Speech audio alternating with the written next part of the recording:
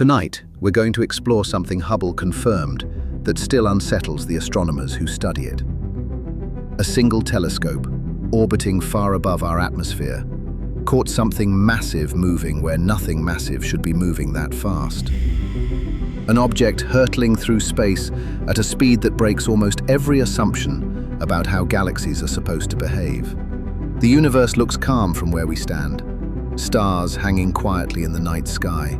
Galaxies drifting in slow, patient orbits. But when Hubble measured this particular object, the numbers described something closer to a bullet than a star.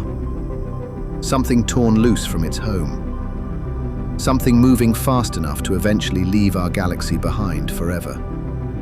By the end of tonight, you're going to understand exactly what Hubble detected, how something can be flung across a galaxy by gravity alone, and why one runaway object is quietly rewriting what astronomers thought they knew about the center of the Milky Way. Before we get started, if you love exploring the depths of space as much as we do, take a second to like the video or subscribe. It's a simple action, but it helps this channel reach more curious minds like yours. So let's begin. Picture the disk of our galaxy, calm and orderly, stars circling a common center. Most of them move gently, following quiet, predictable paths. They orbit the way planets orbit a sun, patient and unhurried. Now picture one star breaking that pattern entirely, not drifting, not circling, racing outward in a straight line, faster than almost anything else in the galaxy. That is what Hubble found. An object moving so quickly that gravity itself can no longer hold it in place. Astronomers have a name for objects like this. They call them hypervelocity objects. The word alone tells you something important. This is not ordinary motion. This is escape. Hubble first caught sight of it during a routine survey, one image among thousands collected in a single observing campaign. Nothing about the image looked unusual at first glance. A faint point of light, buried among countless other points of light. But when researchers compared its position across multiple exposures, something did not add up. The object had moved. Not the way distant stars normally appear to shift. A tiny, almost undetectable drift caused by our own motion through space. This object had moved dramatically, far more than any ordinary star should move over such a short span of time. That kind of motion demanded an explanation. Astronomers pulled older images from Hubble's own archive, images taken years earlier of the very same patch of sky. They lined them up carefully, frame by frame. The object was there in the older images too, sitting in a noticeably different position. Something was moving fast enough to be caught shifting across the sky within a human lifetime. That almost never happens with objects this far away. The distances involved are so vast that ordinary motion is nearly invisible. For something to visibly move between two Hubble exposures, it has to be traveling at a genuinely extreme speed. Once astronomers calculated that speed properly, the number was almost hard to believe. Several hundred kilometers per second. Fast enough to cross the distance between Earth and the Moon in a matter of minutes. Fast enough that, projected outward across cosmic time, this object will eventually leave the gravitational grip of the entire Milky Way. It will not slow down. It will not turn back. It is simply leaving, and it will keep leaving forever. Hubble's precision made this discovery possible in the first place. Ground-based telescopes struggle to measure motion this subtle, blurred by the shifting atmosphere between the ground and the stars. Hubble sits above all of that. No atmosphere to blur its view, no turbulence to smear a single pixel of light. That clarity is exactly what let astronomers detect a shift too small for most instruments to notice at all. A shift measured in fractions of an arc-second, spread across years of careful observation. From that tiny shift, and from knowing the object's approximate distance, astronomers reconstructed an actual velocity. Not an estimate. A measurement, built from real, repeated observation. The number came out consistent, again and again, across every exposure they checked. This was not a glitch. This was not an error in the data. Something out there was genuinely moving at an extraordinary speed, and Hubble had caught it in the act. Once the discovery was confirmed, the next question became obvious. What could possibly accelerate something to a speed like that? Gravity, left alone, tends to pull things together, not fling them apart. Stars orbiting peacefully rarely just decide to leave. Something violent had to happen first.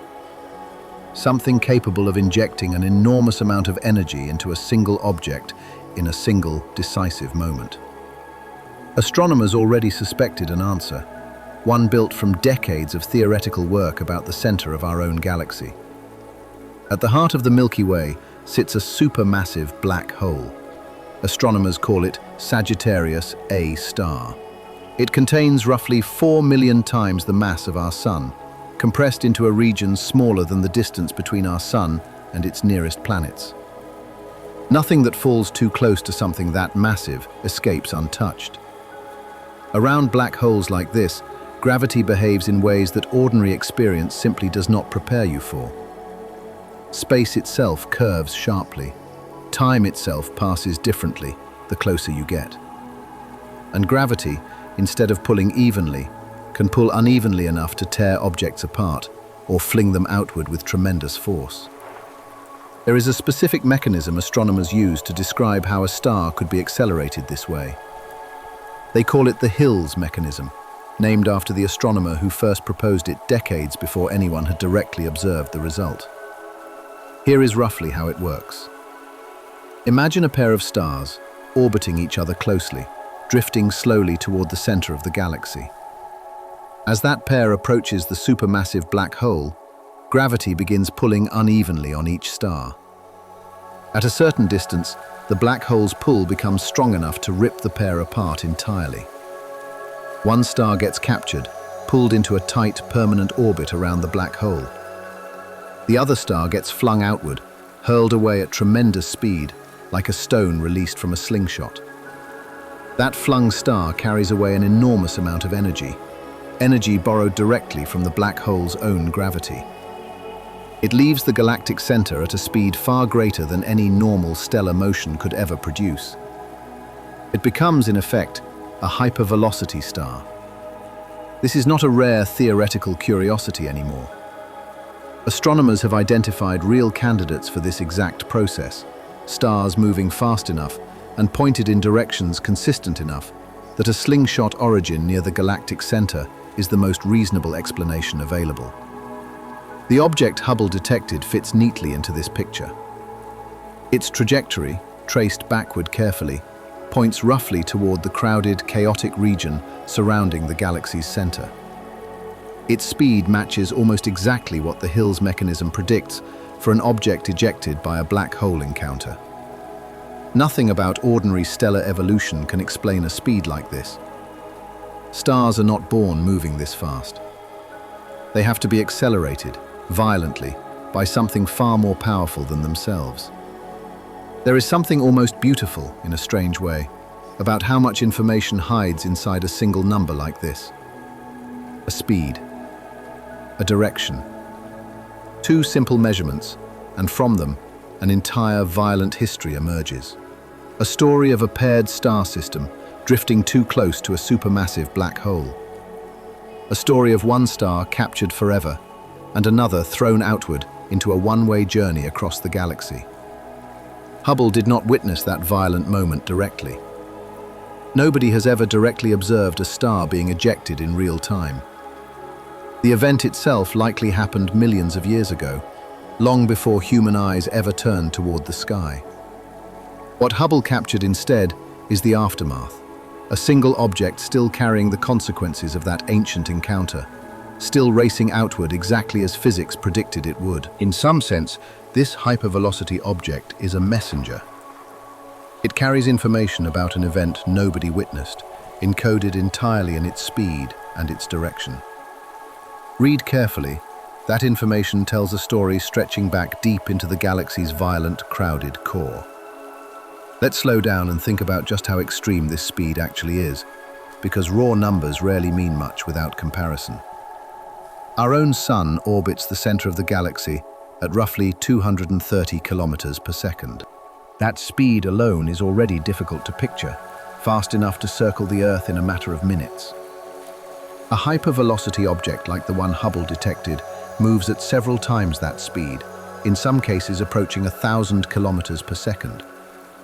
At that speed, an object could cross the entire diameter of Earth in well under a minute. At that speed, an object could travel from Earth to the Sun in a matter of hours, not months. Normal stars simply do not move this way. Even fast-moving stars in our galaxy rarely exceed a few hundred kilometers per second, and almost all of that motion stays roughly circular, orbiting the galactic center in a stable, repeating pattern. Hypervelocity objects break that pattern entirely. Their paths are not loops. They are straight lines aimed outward, with no intention of ever returning. There is a specific speed astronomers care about here, called the galactic escape velocity. It describes exactly how fast an object needs to move before the galaxy's gravity can no longer hold it in a bound orbit. For an object located roughly where our Sun sits, that escape velocity is somewhere around 550 kilometers per second. Anything slower eventually falls back, pulled by gravity into some kind of long, looping orbit. Anything faster leaves permanently, slipping free of the galaxy's grip entirely. The object Hubble detected exceeds that threshold. It is not merely fast, it is unbound. It has enough kinetic energy that the entire mass of the Milky Way cannot pull it back. Every star, every planet, every particle of gas in our galaxy will eventually watch this single object disappear into deep intergalactic space, and none of them will ever see it again. Think about what that actually means for a moment. Almost everything you can see in the night sky is gravitationally bound to something larger. Planets bound to stars, stars bound to galaxies. Even galaxies themselves, in many cases, bound loosely to enormous surrounding clusters. This object represents a genuine exception. It is breaking free of the largest structure it has ever belonged to, never to return, never to be pulled back into any kind of orbit again. There are very few processes in nature capable of producing that kind of permanent departure. An encounter with a supermassive black hole is one of the only ones violent enough and precise enough to send something flying at exactly the right speed and the right angle to escape an entire galaxy. Let's widen the frame slightly and talk about why Sagittarius A star is capable of doing something like this in the first place. Supermassive black holes are strange even by the standards of black holes generally. An ordinary stellar black hole forms from the collapse of a single massive star, typically containing somewhere between a few and a few dozen times the mass of our Sun. A supermassive black hole is entirely different in scale. Sagittarius A star contains roughly 4 million solar masses, compressed into a region only slightly larger than the orbit of Mercury around our own Sun. Nothing about that combination, that much mass, packed that tightly, resembles anything else found naturally in the universe. Gravity near an object like that behaves almost unrecognizably compared to gravity anywhere else. Close enough, and the difference in pull between one side of an object and the other becomes enormous, strong enough to stretch, compress, or in some cases, completely tear apart anything unlucky enough to wander too close.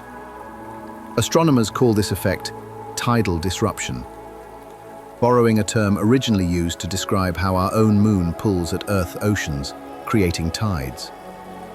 Near a supermassive black hole, tidal forces operate on a scale almost impossible to compare to anything familiar.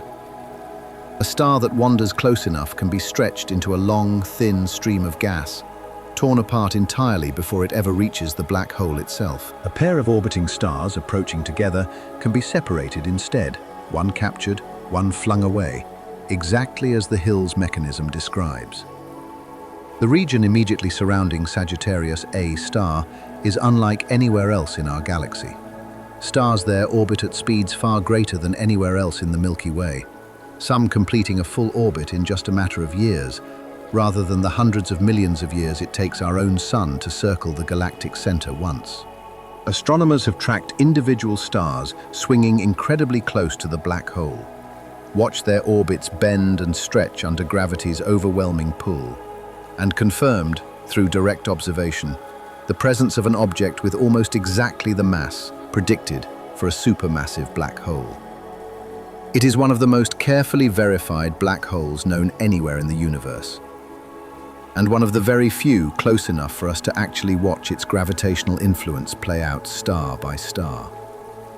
This crowded, violent region is precisely the kind of environment capable of producing objects like the one Hubble detected. Densely packed stars, orbiting quickly, occasionally drifting close enough to interact with each other, and close enough to interact with the black hole itself. Every so often, a pair of stars wanders into exactly the wrong configuration, and the black hole's gravity does the rest, ripping the pair apart and sending one half flying outward at incredible speed. Multiply that process across millions of years, and across the countless stars orbiting near the galactic center, and hypervelocity objects stop looking like a rare anomaly. They start looking like a natural, if uncommon, byproduct of living near a supermassive black hole. Astronomers estimate that only a small number of these ejection events happen within any given million-year stretch. But a small number, repeated across billions of years, adds up to a meaningful population, scattered outward in every direction, still traveling, still carrying the signature of their violent origin. The object Hubble caught sight of is very likely one member of that scattered population, one messenger among many, still crossing the galaxy on its way toward the edge of everything gravitationally familiar. Let's turn now to the other hypervelocity objects astronomers have already found, because this discovery did not happen in isolation. The very first hypervelocity star was identified in 2005, a discovery that, at the time, genuinely surprised much of the astronomical community.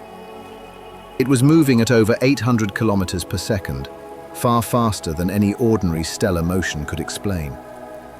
Its trajectory, traced backward, pointed almost directly at the galactic center.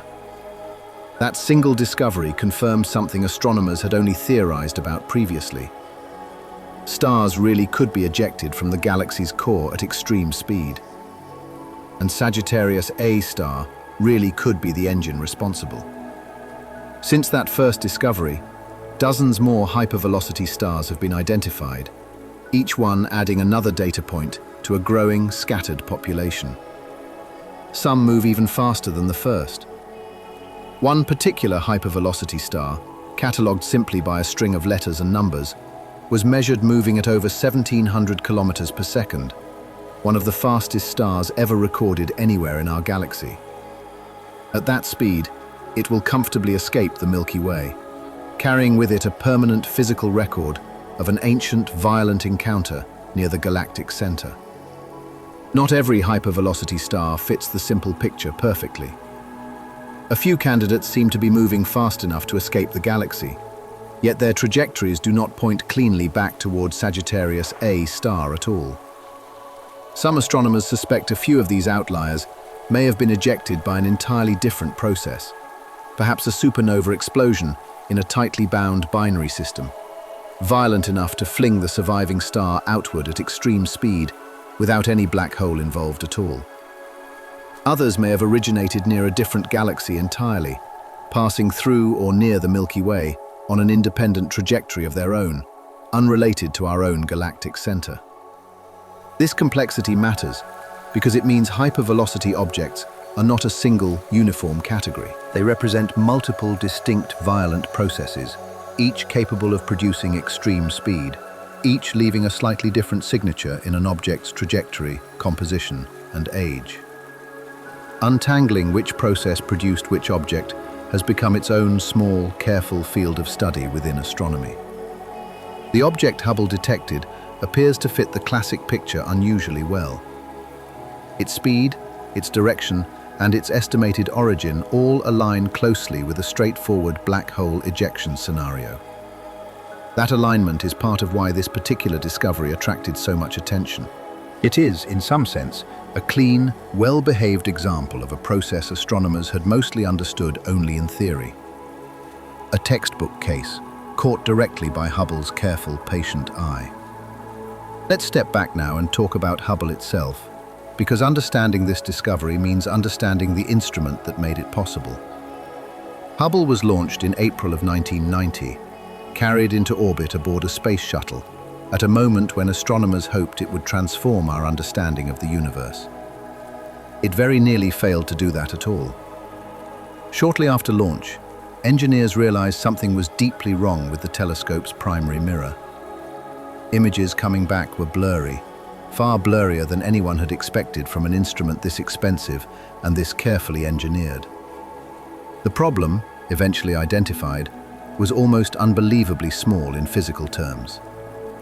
The mirror had been ground with a flaw amounting to a fraction of the width of a human hair, a deviation so tiny it would be invisible to the naked eye, yet large enough to blur every image the telescope produced. For astronomers who had waited years for this telescope to reach orbit, the discovery was devastating. An instrument built to see farther and more clearly than anything before it was, instead, producing images noticeably worse than expected. NASA did not abandon the telescope. Engineers designed a corrective solution instead, essentially a set of glasses built specifically to compensate for the mirror's flaw, installed by astronauts during a dedicated servicing mission in 1993. That mission remains one of the most delicate, high-stakes repair jobs ever attempted in space. Astronauts, working in bulky spacesuits, floating hundreds of miles above Earth, carefully installed corrective optics designed to counteract a flaw measured in millionths of a meter. It worked.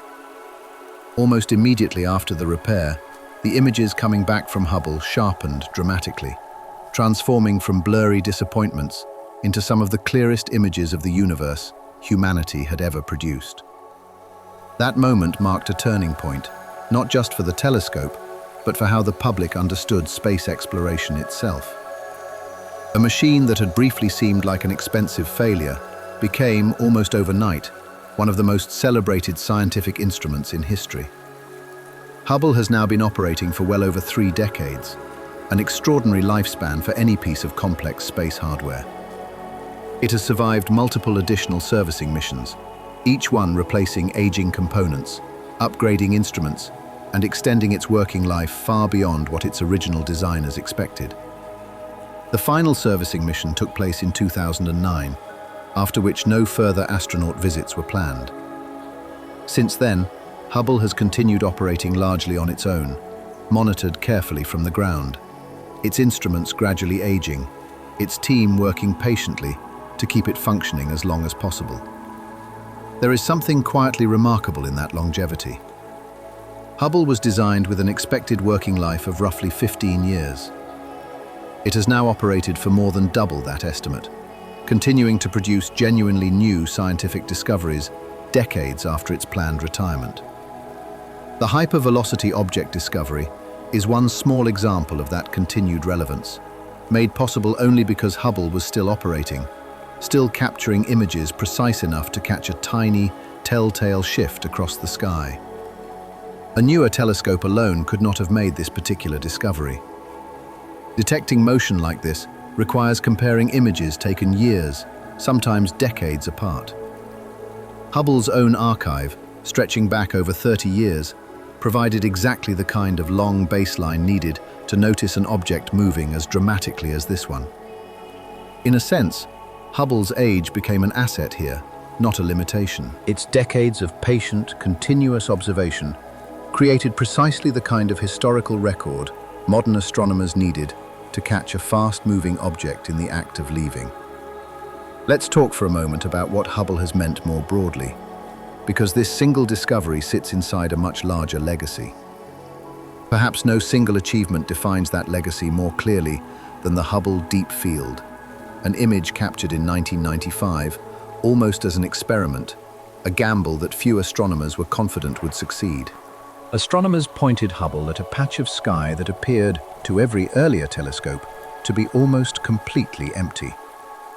No bright stars, no obvious galaxies, just a small, unremarkable patch of apparent darkness. They left the telescope staring at that single patch for 10 consecutive days, gathering as much faint light as possible from a region nobody expected to contain much of anything. The resulting image stunned the entire field of astronomy. That seemingly empty patch of sky was packed with galaxies, thousands of them, each one a separate island of billions of stars, stretching back across enormous distances and enormous spans of cosmic time. Some of those galaxies were among the most distant objects ever observed at the time, their light having traveled for billions of years before finally reaching Hubble's mirror. The lesson was profound, and it reshaped how astronomers understood the universe's scale. Emptiness, it turned out, was often just a failure of resolution, not a genuine absence of structure. Look carefully enough, patiently enough, and even the darkest, most unremarkable patch of sky reveals itself to be filled with galaxies, layered across unimaginable distances. A follow-up image, the Hubble Ultra Deep Field, captured several years later, pushed even further, staring at an even smaller patch of sky for even longer, revealing galaxies from even earlier in the universe's history. Some of the faintest galaxies in that image existed when the universe itself was less than 1 billion years old, a tiny fraction of its current age. These images did more than simply produce beautiful pictures. They gave astronomers direct, observational evidence for how galaxies form and evolve over cosmic time. Evidence that no theoretical model alone could have provided with the same clarity. They transformed abstract questions about the early universe into something closer to a photographic record, however faint, however distant. Hubble's contributions extend well beyond these two famous images. It helped establish, with far greater precision than ever before, the rate at which the universe itself is expanding. It provided crucial evidence supporting the existence of dark energy, a mysterious force apparently accelerating that expansion, discovered in part through Hubble's careful observations of distant exploding stars. It captured detailed images of planetary atmospheres, distant nebulae, and countless individual stars throughout our own galaxy and beyond. It has, in a very real sense, served as one of humanity's primary windows into the universe for more than 3 decades. A single instrument responsible for reshaping textbooks across almost every branch of astronomy. The discovery of this particular hypervelocity object fits naturally into that long legacy. It is not, on its own, as dramatic as the deep field images, but it represents the same underlying strength that has defined Hubble's entire career. Patient, precise, long-term observation, capable of revealing things no single glance could ever catch. A single image cannot show you a star escaping a galaxy. Only years of careful, repeated observation can reveal a motion subtle enough and rare enough to represent something this extraordinary. Let's return now to the object itself and think carefully about where its journey actually leads. Once an object exceeds a galaxy's escape velocity, its future becomes almost eerily simple to describe, even if it remains difficult to fully imagine. It will continue moving outward, along essentially the same trajectory, for an extraordinarily long time. There is no force strong enough remaining to meaningfully slow it down. The gravity of the Milky Way, spread across its enormous disk, weakens rapidly with distance. Once an object has cleared the densest parts of the galaxy, that gravitational pull becomes almost negligible, nowhere near strong enough to pull something moving this fast back into any kind of orbit. The object will simply keep going. Millions of years from now, long after every currently living thing on Earth has died, this object will still be traveling outward, farther and farther from the only galaxy it has ever known. Eventually, it will cross beyond even the outer edges of the Milky Way's extended halo, a vast, sparse region of old stars and dark matter surrounding the visible galaxy. At that point, it will no longer belong to any galaxy at all. It will exist in the space between galaxies, a region astronomers call intergalactic space, one of the emptiest environments the universe contains. There will be no nearby stars to warm it, no nearby galaxy to illuminate the sky around it. Just an immense, nearly featureless darkness, stretching in every direction, for a distance so vast that even light takes millions of years to cross meaningful stretches of it. The object will not stop. It will not slow meaningfully. It will simply continue, alone, forever, carried entirely by momentum built during a single violent encounter near a supermassive black hole billions of years ago. There is something almost staggering in picturing that future so precisely. An object with a known origin, a known speed, and an almost entirely predictable future, stretching outward across a length of time that makes ordinary human history look instantaneous by comparison.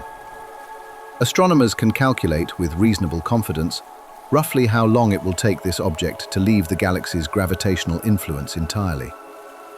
The answer involves tens of millions of years, a timescale so far beyond ordinary human experience that it becomes almost more useful as a symbol than as a literal prediction. Long before that departure is complete, everything currently familiar about human civilization will have changed beyond recognition, if anything resembling it survives at all. And still, this single object will keep moving, indifferent to any of it, following a path set in motion long before humans existed to notice it at all. Let's widen the frame once more and think about what other hypervelocity objects like this might eventually become. A star ejected at extreme speed does not stop being a star simply because it is moving quickly. It continues shining, continues fusing hydrogen into helium in its core, continues following the same basic physical processes as any other star of its type. The only difference is its trajectory and its ultimate fate. An ordinary star, bound gently to a galaxy, will eventually exhaust its fuel while still surrounded by countless galactic neighbors, its remnants scattering material that may someday form new stars nearby. A hypervelocity star, ejected entirely from its galaxy, faces a very different ending. It will exhaust its fuel alone, drifting through the emptiness between galaxies, with no nearby star-forming region to recycle whatever material it eventually sheds. Depending on its mass, it may end its life as a slowly cooling white dwarf, a dense stellar remnant no longer capable of nuclear fusion. It may, if massive enough, end its life in a supernova explosion, a brief, violent flash of light in an otherwise permanently dark and empty stretch of intergalactic space, visible to almost nothing and almost no one ever likely to witness it. Either way, its ending will occur in near total isolation, an ending witnessed by no nearby planets, no nearby civilizations. Nothing but empty space stretching endlessly in every direction. There is something quietly sobering in that image. A star, born inside a crowded, busy galactic center, surrounded once by countless neighboring stars, gradually finds itself entirely alone, drifting through a darkness far larger than anything it experienced during its formation. It carries with it no memory, no awareness, nothing resembling consciousness of any kind. But its story, reconstructed carefully by astronomers here on Earth, tells us something meaningful anyway, about how violent, how strange, and how surprisingly common these solitary journeys actually are throughout the universe. Let's consider, too, just how many objects like this might already exist, scattered quietly throughout intergalactic space, waiting to be found. Astronomers estimate that our own galaxy alone may have ejected many hundreds or even thousands of hypervelocity stars over its long history. Most of these objects are simply too faint, too distant, or too difficult to distinguish from ordinary background stars to have been identified yet. Every galaxy roughly similar to our own likely produces its own scattered population of these runaway objects, each one flung outward by its own central supermassive black hole, each one destined for the same slow, permanent departure into intergalactic space. Multiply that process across the roughly 2 trillion galaxies estimated to exist within the observable universe, and the scale becomes almost impossible to comprehend fully. Countless solitary objects, born inside crowded galactic centers, flung outward by violent gravitational encounters, drifting now through the vast, mostly empty spaces between galaxies. Some of them, like the object Hubble detected, remain close enough and bright enough to still be observed and studied from Earth. Most of them have likely already traveled far beyond any realistic hope of detection, invisible specks scattered across distances too vast for any current instrument to meaningfully track. In a sense, the object Hubble caught is not unusual because it exists. It is unusual because we happen to notice it at all. A single needle identified within an almost incomprehensibly large and scattered haystack. Let's return, one more time, to Hubble itself, and consider what discoveries like this suggest about its remaining years of service. Every component aboard the telescope continues to age, slowly, the way any complex machine operating for decades inevitably will.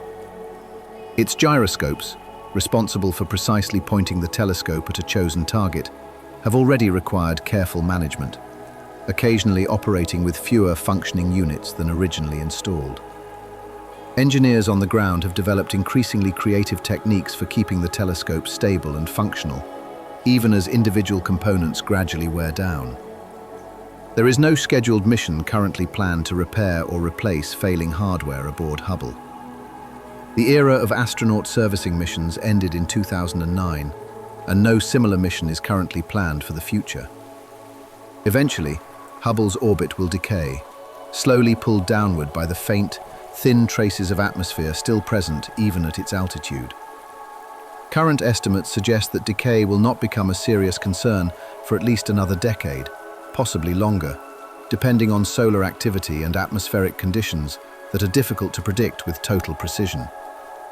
When that decay eventually becomes serious, NASA has discussed the possibility of a controlled deorbit, guiding the telescope's eventual re-entry safely, rather than allowing an uncontrolled fall back to Earth.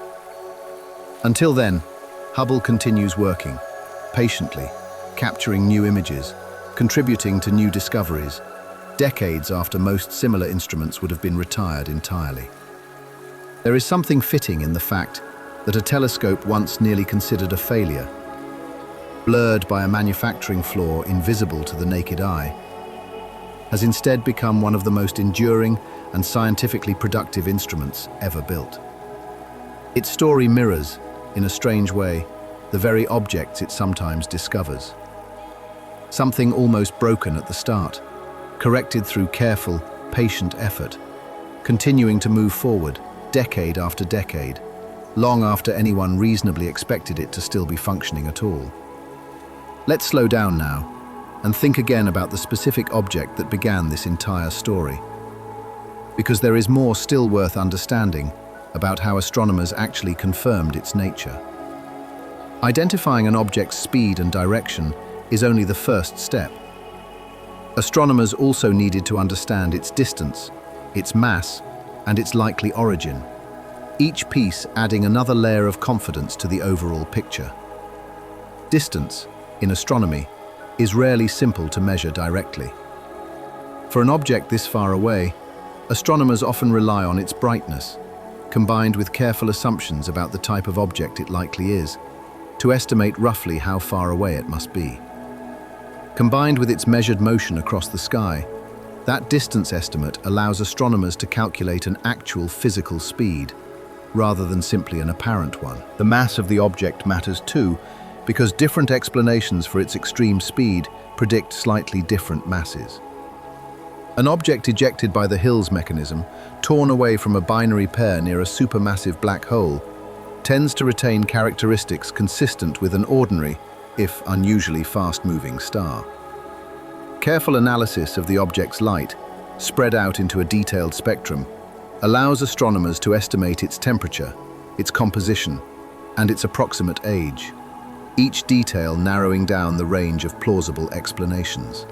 In this particular case, the evidence lined up cleanly with a relatively ordinary star, unusual only in its extreme velocity, consistent with an origin near the galactic center rather than some entirely different, more exotic explanation.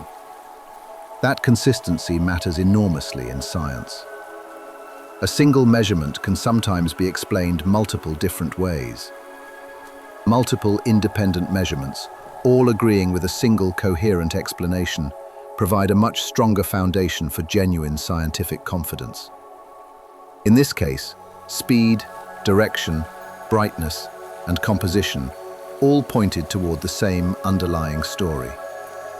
A star once orbiting near Sagittarius A star, torn from its companion and flung outward at extraordinary speed millions of years ago. Let's pause for a moment and consider what it actually means that astronomers can reconstruct a story this detailed from nothing more than patient, careful observation of a single point of light. No human being has ever traveled anywhere near the center of our galaxy. No spacecraft has ever directly observed a star being torn from a binary system by a supermassive black hole. And yet, using nothing but light, gathered patiently over years, astronomers can describe that violent event with genuine, well-supported confidence. There is something almost remarkable in that capability. An entire violent history, reconstructed not through direct witness, but through careful physics, careful mathematics, and careful repeated measurement. The universe leaves clues everywhere, encoded in light, in motion, in the subtle shifting of a single faint point across a patient telescope's field of view. Reading those clues correctly requires patience, precision, and a willingness to trust careful measurement over intuition or assumption. Hubble, more than almost any other instrument in the history of astronomy, has provided exactly the kind of patient, precise measurement capability this kind of detective work requires. Let's widen the frame one final time and think about what an object like this actually represents, philosophically, once you set aside the technical details. Somewhere in our galaxy, a star once orbited quietly, part of a pair, moving gently through the crowded, busy regions surrounding the galactic center. Something violent happened. A close approach, a sudden separation. One star pulled forever into orbit around a black hole, the other flung outward, alone, at a speed almost impossible to comprehend. That lone star has been traveling ever since, crossing an ever-growing stretch of our galaxy, indifferent to everything happening around it, indifferent to the eventual rise and eventual fall of civilizations it will never know existed. It does not know it is unusual. It does not know its story has been reconstructed, carefully, by small, curious creatures on a distant, quiet planet, using a telescope built specifically to gather faint, ancient light. It simply continues, following a path set in motion by gravity alone, millions of years ago, carrying no memory, no awareness, nothing resembling intention. And yet, in a strange way, its solitary journey says something about the universe itself. The universe is not, in fact, gentle by default. It is filled with violence, with sudden, catastrophic events capable of flinging entire stars outward at unimaginable speed. Most of the time, that violence unfolds far from any observer, unnoticed, unrecorded, its consequences visible only much later, and only to those patient enough to look carefully. This particular object happened to be noticed. Its long, silent journey happened to intersect with a moment when a careful telescope, orbiting quietly above Earth's atmosphere, was watching closely enough to catch it. There is something worth sitting with in that small, quiet coincidence, an ancient, violent event unfolding in total isolation, eventually noticed by a species that did not exist when it happened, using an instrument built specifically to notice things exactly like this. Let's return, gently, to scale. because scale is where this story becomes almost impossible to hold steadily in mind. Our entire solar system is a small, quiet corner of a galaxy containing several hundred billion stars. That galaxy itself is only one among an estimated 2 trillion galaxies scattered throughout the observable universe. The distance between galaxies, in most cases, dwarfs the size of the galaxies themselves. Vast, mostly empty stretches of space separating one island of stars from the next. The object Hubble detected is heading, eventually, into exactly that kind of emptiness. A region far larger and far quieter than anything found inside any galaxy at all. It will spend far more of its existence traveling through that emptiness than it ever spent inside the crowded, busy region where it was born. There is something almost paradoxical in that fact. An object born amid extraordinary density and extraordinary violence, destined to spend the overwhelming majority of its existence in almost total isolation, drifting through some of the emptiest space the universe contains. Most stars never leave their galaxy at all. Most stars live, age, and eventually die surrounded by countless neighbors, embedded within a busy, crowded structure containing billions of similar objects. This object represents a genuine exception, a rare departure from an otherwise universal pattern. And yet, exceptions like this are not as rare as they might first appear. Scattered throughout the space between galaxies, astronomers have already identified other objects following similarly solitary paths. Other stars, ejected from their own home galaxies by their own violent encounters, drifting now through their own version of the same vast emptiness.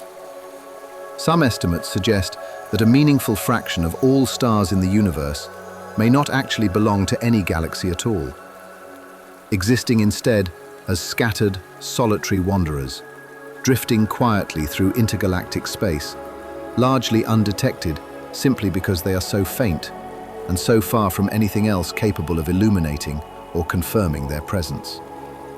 If that estimate holds up, then the object Hubble detected is not truly alone in its solitary fate. It is simply one of the closer, brighter, more easily observed members of a much larger, much quieter population, scattered across distances so vast that most of its companions will likely never be found at all. Let's think finally about what it means for something to travel entirely alone, indifferent to everything around it, for a length of time that dwarfs the entire history of human civilization. There is no comfort waiting for an object like this. No eventual return home. No eventual companion drifting alongside it. Just an unbroken stretch of empty space, extending in every direction, for longer than any measure of ordinary human time can meaningfully describe. And yet it continues. Not because it chooses to, not because it understands its own fate in any way. Simply because physics, once set in motion by an ancient, violent encounter, does not require understanding or choice or comfort in order to continue exactly as predicted. There is something quietly humbling in that. The universe does not need meaning in order to keep functioning exactly as its underlying laws describe. Gravity, once broken by close enough contact with something as massive as a supermassive black hole, produces exactly this outcome. A lone object flung outward, forever, regardless of whether anyone is ever watching closely enough to notice. We happen to be watching. A careful telescope, orbiting quietly above our atmosphere, happened to catch the evidence of an ancient, violent event, unfolding in near total isolation, millions of years after it actually occurred. That is, in its own quiet way, one of the more remarkable things about being a species capable of building telescopes at all. We cannot travel to the galactic center. We cannot witness a star's violent ejection directly as it happens. But we can notice its consequences, patiently, carefully, decades later, using nothing but light, gathered slowly, across years of quiet, careful observation. Let's go back for a moment to the year 1990, because understanding Hubble means understanding the years before it ever reached orbit. The idea of a telescope in space had existed for decades before Hubble actually launched. Astronomers had long understood that Earth's atmosphere blurs and distorts almost everything we try to observe from the ground. Even on a perfectly clear night, air itself is moving, shifting, bending starlight in subtle, constantly changing ways. That is why stars appear to twinkle. Not because the stars themselves are flickering, but because our atmosphere is constantly bending their light in slightly different directions. A telescope placed above that atmosphere entirely would see the universe with a clarity no ground-based instrument could ever fully match. That idea, simple in principle, took decades of engineering, funding battles, and political negotiation before it finally became real. Construction stretched across the 1970s and 1980s, delayed repeatedly by budget disputes, technical setbacks, and a tragic accident involving the Space Shuttle program that grounded launches entirely for several years. By the time Hubble finally lifted off in April of 1990, expectations had grown enormous. Astronomers had waited so long and invested so much that the telescope's success felt almost like a foregone conclusion. Then came the blurred images and the devastating discovery of the mirror's flaw. For engineers who had spent years grinding that mirror to what they believed was near-perfect precision, the news was almost unbearable. The flaw itself came from a flawed piece of testing equipment, a device meant to verify the mirror's shape that had, itself, been assembled with a tiny, uncorrected error. That single, small mistake, invisible during years of ground testing, propagated directly into the finished mirror, shaping it with a precision so exact and so exactly wrong that every single image the telescope produced came out subtly, consistently blurred. It took investigators months to fully understand what had gone wrong, tracing the error back through years of testing records, until they finally identified the specific flawed instrument responsible. By then, the mirror itself was already in space, permanently fixed in its flawed shape, with no possibility of grinding it down and starting over. The only remaining option was correction, not replacement, designing new instruments capable of counteracting the mirror's specific, well-understood flaw. Engineers on the ground spent nearly 3 years designing exactly that kind of correction, effectively building a set of precisely shaped corrective lenses meant to intercept light after it reflected off the flawed mirror and bend it back into proper focus before it ever reached Hubble's cameras.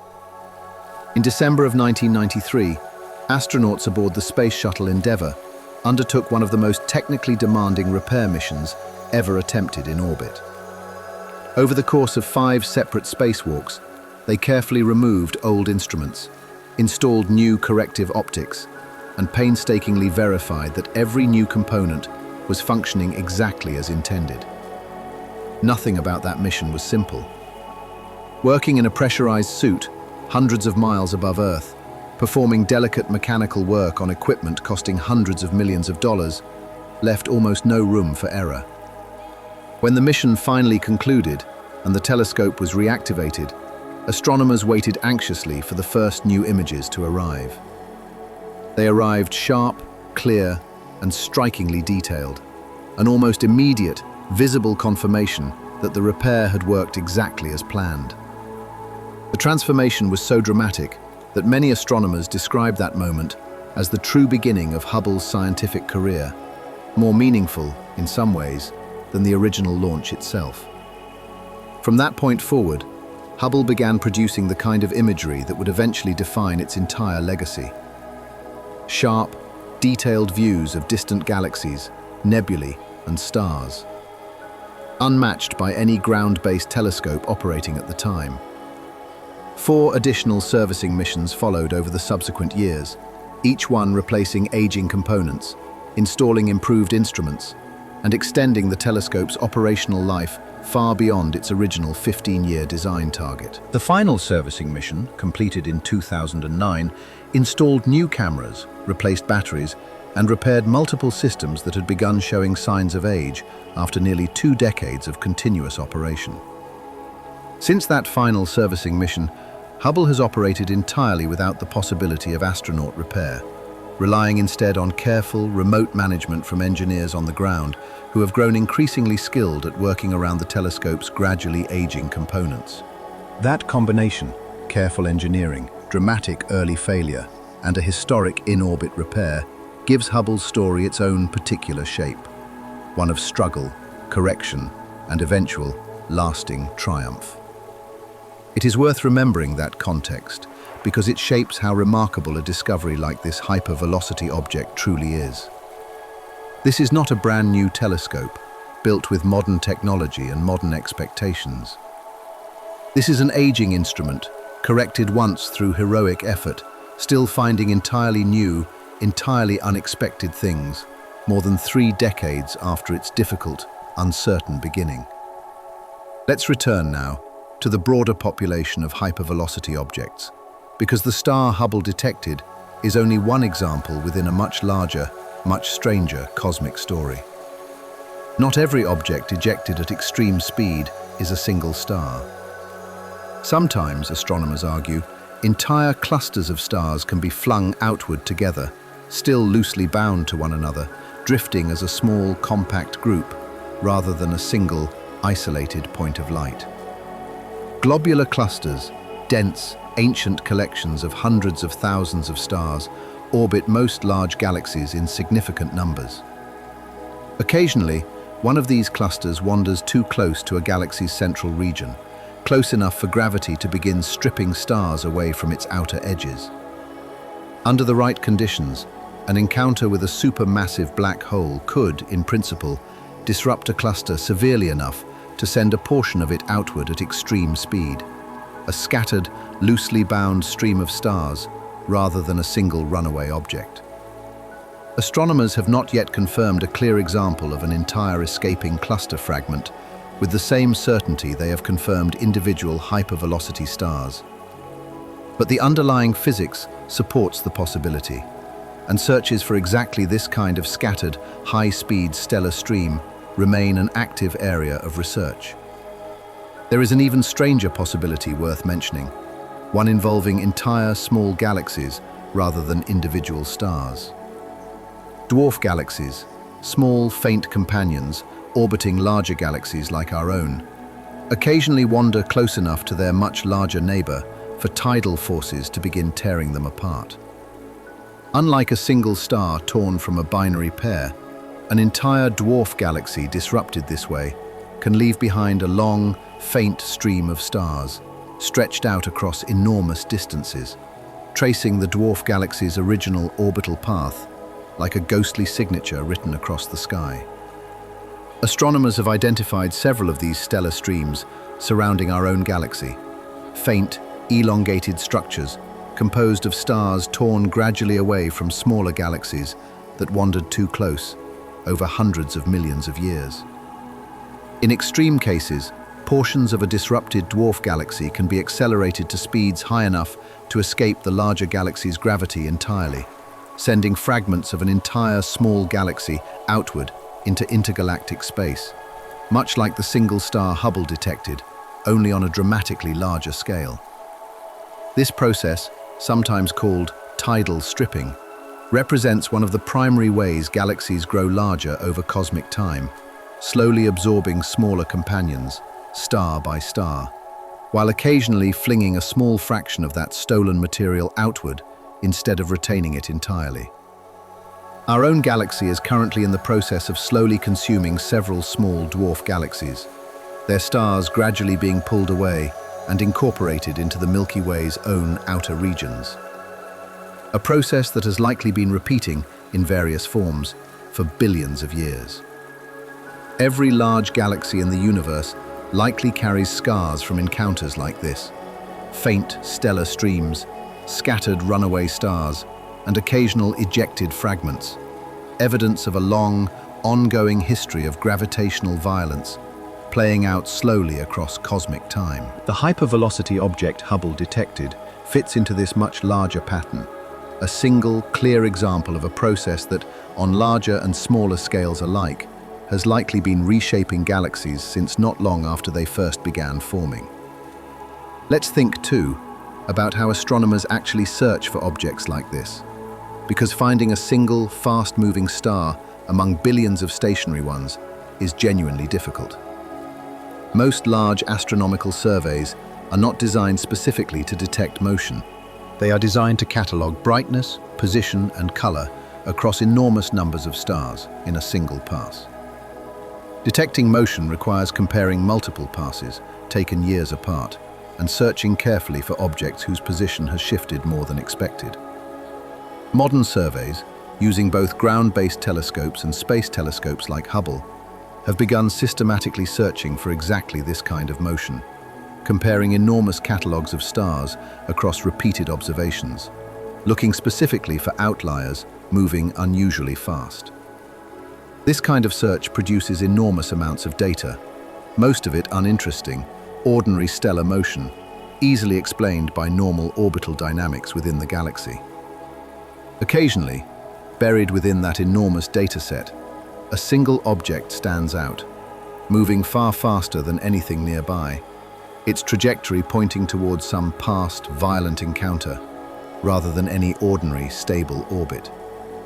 Confirming a candidate like this requires careful follow-up, additional observations, spectral analysis, and careful calculation, ruling out simpler explanations before concluding that a genuine hypervelocity object has actually been found. This is slow, careful, patient work, closer to detective work than to the dramatic, instantaneous discoveries often portrayed in popular imagination. Most candidates do not survive this scrutiny. Some turn out to be measurement errors, subtle artifacts introduced by imperfect calibration between different observations. Others turn out to be foreground objects, much closer to Earth than initially assumed, whose apparent fast motion is simply an illusion created by their proximity, rather than genuine extreme velocity. Only a small fraction of candidates survive this careful scrutiny and become confirmed, genuine hypervelocity objects, added permanently to the growing catalogue of known runaway stars. The object at the center of tonight's story survived exactly that kind of scrutiny, checked, rechecked, and confirmed through multiple independent lines of evidence, before astronomers were willing to describe it publicly as a genuine, escaping star. That caution matters. Extraordinary claims, especially ones describing something as dramatic as an object permanently leaving our entire galaxy, require extraordinary care before they are accepted as established scientific fact. Let's widen the frame one more time and consider the deeper question this discovery quietly raises. A question about the balance between order and chaos throughout the universe. From a distance, galaxies look remarkably calm. Elegant spirals and gentle, glowing ellipses, rotating slowly and predictably across unimaginable spans of time. That calm appearance hides a much more violent underlying reality. Stars collide and merge. Entire galaxies pass through one another, their stars rarely colliding directly, but their overall shapes torn and reshaped by the encounter. Supermassive black holes tear apart wandering stars, occasionally flinging fragments outward at speeds fast enough to escape their host galaxy entirely. Every large galaxy we observe today carries, somewhere within it, the scattered debris of countless smaller, violent events, stretched across billions of years of quiet, patient accumulation. The calm, orderly image most people carry of galaxies is, in some sense, an illusion created by scale and by time. Individual violent events happen quickly, over years or centuries, an instant compared to the billions of years it takes an entire galaxy to complete even a handful of full rotations. Stretch that violence across enough time, and it blends into something that looks from a distance remarkably stable and serene. Only by looking closely, patiently, the way Hubble has looked closely and patiently for more than 3 decades, do these individual violent events become visible again, isolated, examined, and understood on their own terms. This single hypervelocity object is one small piece of that much larger, much more violent underlying reality. briefly made visible by a careful telescope orbiting quietly above our own atmosphere. Let's go back one more time to the very center of our galaxy, because that crowded, chaotic region deserves a closer look of its own. The region immediately surrounding Sagittarius A star is unlike anywhere else in the Milky Way. Stars there are packed far more densely than anywhere near our own solar system. Where our own neighborhood might contain a handful of stars within several light years, the galactic center packs millions of stars into a comparable volume of space. Astronomers have spent decades tracking individual stars orbiting extremely close to the black hole itself, using infrared telescopes capable of piercing through the thick clouds of dust that block visible light from reaching us directly. One particular star, catalogued simply as S2, orbits Sagittarius A star on a tight, elongated path, completing a full orbit in roughly 16 years. At its closest approach, S2 swings by the black hole at a distance smaller than the orbit of Pluto around our own sun, reaching speeds exceeding several percent of the speed of light itself. Watching that single star complete its tight, rapid orbit, decade after decade, gave astronomers some of the most precise confirmation available anywhere that an object as massive as Sagittarius A star truly exists exactly where theory predicted it should. The orbits of S2 and several other stars tracked nearby bend and stretch in ways only explainable by an enormous, invisible mass concentrated at a single point. No visible object sits at that point. No star, no cluster, nothing detectable through ordinary light. Only gravity, bending the paths of nearby stars with a strength that only a black hole of exactly this mass could produce. This crowded, extreme environment is exactly the kind of place capable of producing violent stellar encounters on a regular basis. Stars here move so quickly and pass so closely to one another that close encounters between pairs of stars happen far more frequently than anywhere else in the galaxy. Every so often, one of those close encounters involves a pair of stars passing near enough to the black hole itself for the Hill's mechanism to take effect, tearing the pair apart and sending one half outward at extraordinary speed. Astronomers sometimes describe the region as a kind of gravitational furnace, quietly forging hypervelocity stars the way an ordinary furnace forges metal, through pressure, proximity, and violent, repeated contact. Over billions of years, that furnace has likely produced a steady, if slow, stream of runaway stars, scattered outward in every direction, most too faint or too far to have been noticed yet. The object Hubble detected represents one confirmed product of that ancient, ongoing process, a single ember thrown clear of the furnace, still glowing faintly as it drifts outward into the dark. Let's think now about the actual moment of ejection itself, reconstructed carefully through physics, even though nobody has ever directly witnessed one happen.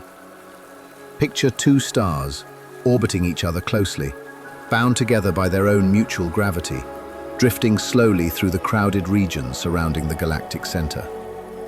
As they approach Sagittarius A star, the black hole's gravity begins to pull on each star slightly differently, depending on which one happens to be closer at any given moment. At a certain critical distance, that difference becomes overwhelming. The black hole's gravity overpowers the gentle attraction holding the two stars together, breaking their partnership apart in a matter of hours, a blink of an eye compared to the millions of years the pair may have spent orbiting each other peacefully before that moment. One star, the one captured, settles into a new, extremely tight orbit around the black hole, joining the small, exclusive population of stars like S2, forever bound to a fate defined by proximity to an object it can never actually touch. The other star, the one released, does something very different. It retains almost all of the orbital energy the pair once shared together, energy that, an instant earlier, had been split evenly between two gravitationally linked partners. Suddenly carrying that energy alone, the released star accelerates dramatically, flung outward along a nearly straight path, carrying enough kinetic energy to escape not just the black hole's immediate vicinity, but eventually the entire galaxy itself. From the star's own perspective, if it had any perspective at all, the entire event would have unfolded in a matter of hours, an almost unnoticed disruption compared to the millions of years it may then spend traveling outward afterward. From the outside, reconstructed patiently by astronomers studying its resulting trajectory millions of years later, that same brief event explains everything about the star's current, extraordinary speed. There is something almost startling in that asymmetry. A single event lasting mere hours, producing consequences that will play out for tens of millions of years afterward. Consequences still being measured and studied by an entirely different species on an entirely different planet, using instruments that did not exist when the event itself actually occurred. Let's turn now to a slightly different, and in some ways even stranger, category of hypervelocity object. One involving explosions rather than black holes. Not every runaway star originates near the galactic center. Some are ejected through an entirely different, equally violent process, involving the death of a companion star in a tight binary system. Imagine two stars orbiting closely together, one of them significantly more massive than the other. The more massive star burns through its fuel far more quickly, eventually reaching the end of its life, while its smaller companion still has billions of years of ordinary stellar life remaining. When that massive star finally exhausts its fuel, it may explode as a supernova, one of the most violent, energetic events the universe produces. That explosion can, under the right circumstances, disrupt the binary system entirely, and if the timing and orientation align correctly, fling the surviving companion outward at extreme speed, propelled by the sudden, violent loss of its partner's gravitational pull. Stars ejected this way are sometimes called runaway stars, rather than true hypervelocity stars, a subtle distinction astronomers use to separate objects ejected by stellar explosions from those ejected specifically by supermassive black hole encounters.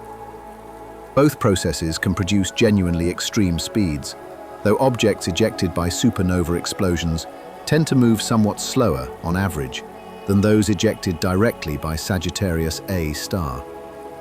Distinguishing between these two origins requires careful analysis of a star's composition, its age, and especially its trajectory, tracing its path backward across the galaxy to see whether it points toward the crowded galactic center, or instead toward some more ordinary region where an isolated supernova might plausibly have occurred.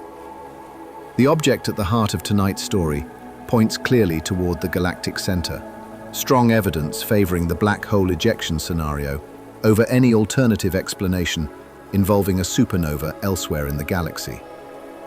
Still, the existence of these alternative pathways matters because it reminds us that violence capable of producing extreme stellar speeds is not confined to a single exotic location. It can arise near a supermassive black hole in the crowded chaos of the galactic center. It can also arise in an ordinary binary system anywhere in the galaxy, the moment one star's death violently severs its bond with a smaller, surviving companion. The universe, it turns out, offers more than one route toward the same extraordinary outcome. A star, once bound gently to a partner, suddenly cut loose and sent racing outward faster than almost anything else around it. Let's return briefly to Hubble's broader catalogue of discoveries, because the telescope's legacy extends into questions far beyond galactic structure and runaway stars alone. Hubble has played a central role in studying planets orbiting other stars, confirming the presence of atmospheres around some of them, and even detecting the faint chemical signatures of specific gases within those distant atmospheres.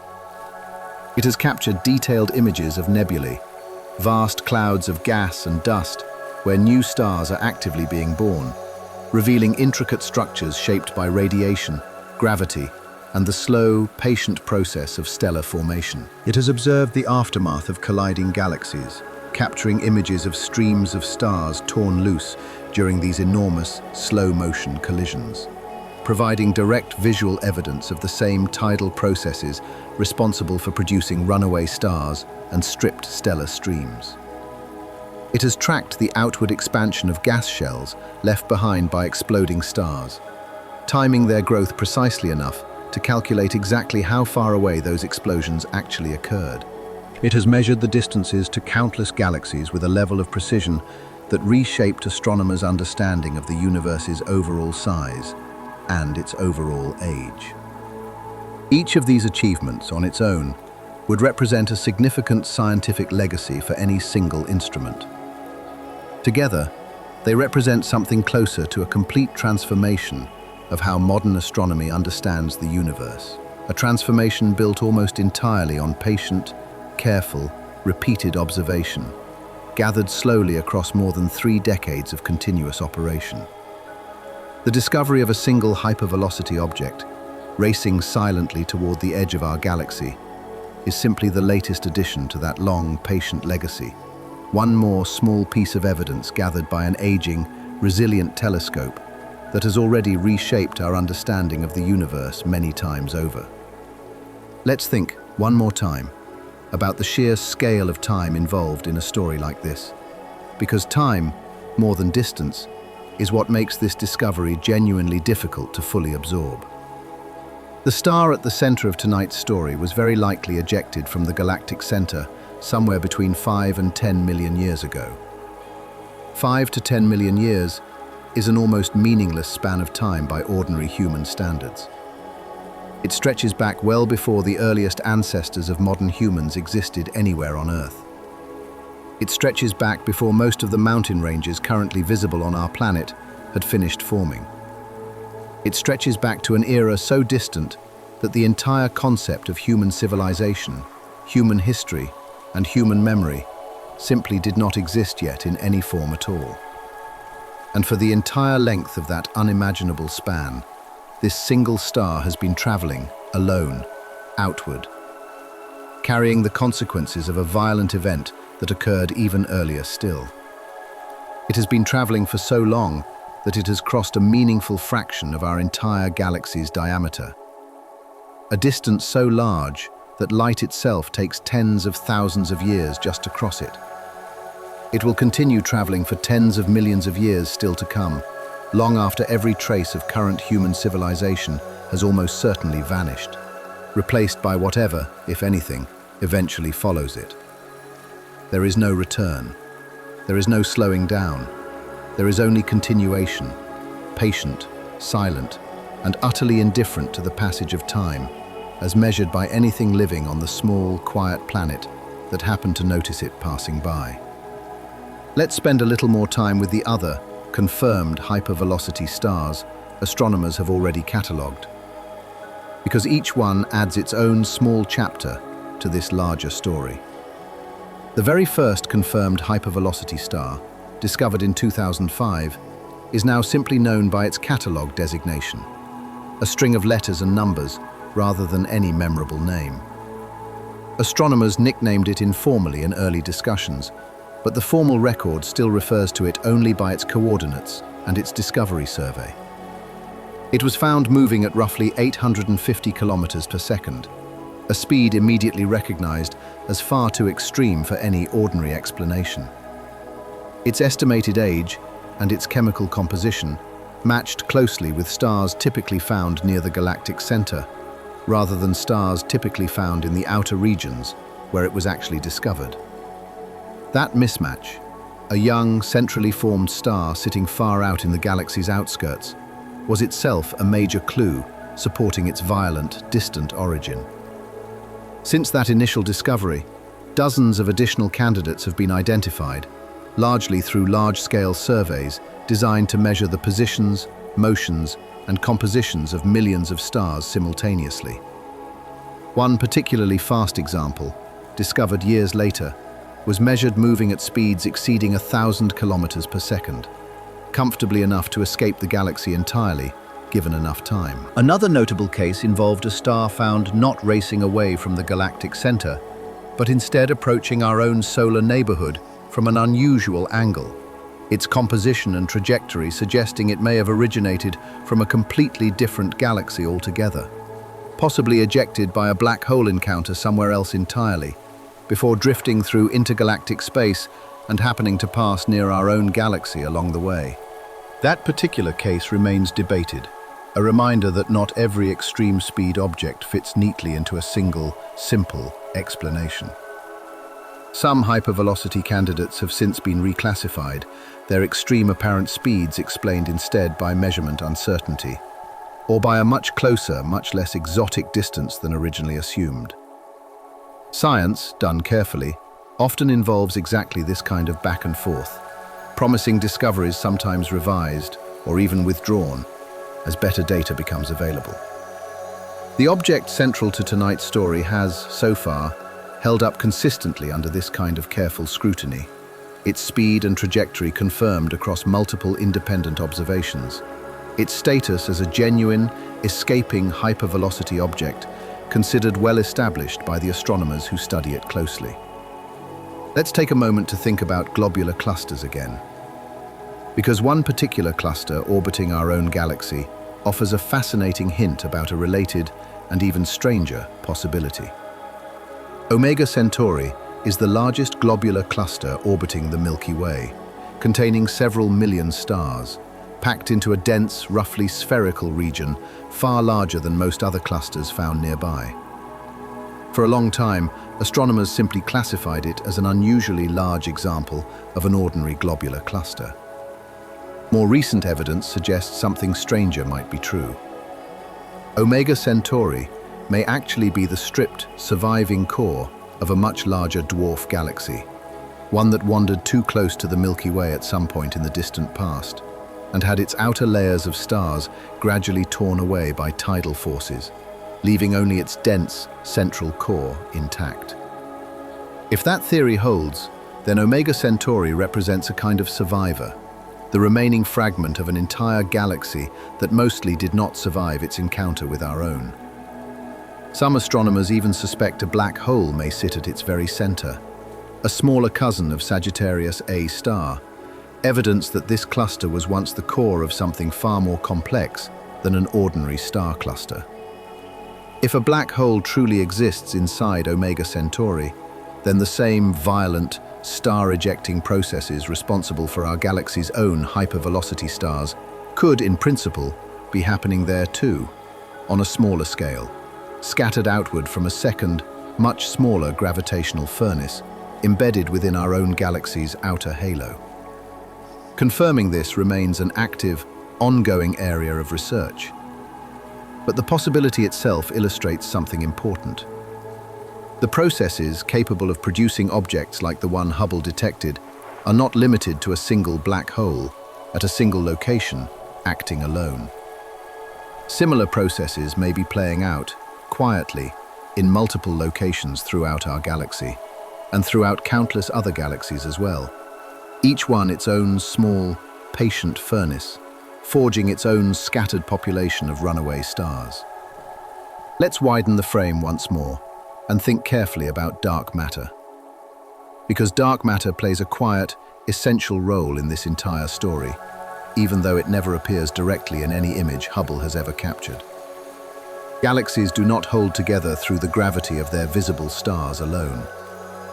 Calculations based purely on the mass of visible stars and gas suggest that galaxies should be rotating too quickly to remain gravitationally bound, their outer stars flying apart entirely, given the gravity visible matter alone could provide. And yet galaxies remain intact, rotating steadily, generation after generation, for billions of years. The explanation astronomers currently favor involves an invisible form of matter, one that does not emit, absorb, or reflect light in any way we can currently detect, yet still exerts a powerful, measurable gravitational influence. Astronomers call this substance dark matter, and current evidence suggests it makes up the vast majority of a galaxy's total mass, far more than all its visible stars and gas combined. This invisible material forms a vast, roughly spherical halo surrounding every galaxy, extending far beyond the visible disk of stars we normally think of as defining a galaxy's size. That halo plays a crucial, if invisible, role in an object's ability to eventually escape the galaxy entirely. The galactic escape velocity, the speed an object needs to break free permanently, depends heavily on the total mass of this dark matter halo, not merely on the visible stars and gas concentrated near the center. Without factoring in dark matter, escape velocity calculations would be seriously wrong, likely underestimating just how much speed an object actually needs before it can permanently leave a galaxy behind. The hypervelocity object Hubble detected has enough measured speed to overcome this entire combined gravitational pull. Both the visible mass concentrated near the galactic disk and the vast, invisible halo of dark matter surrounding everything we can actually see. That fact alone tells you something remarkable about just how much energy this single object carries. Energy sufficient to escape not merely the visible galaxy, but the far larger, mostly invisible structure that truly holds it together. There is something almost poetic in that detail.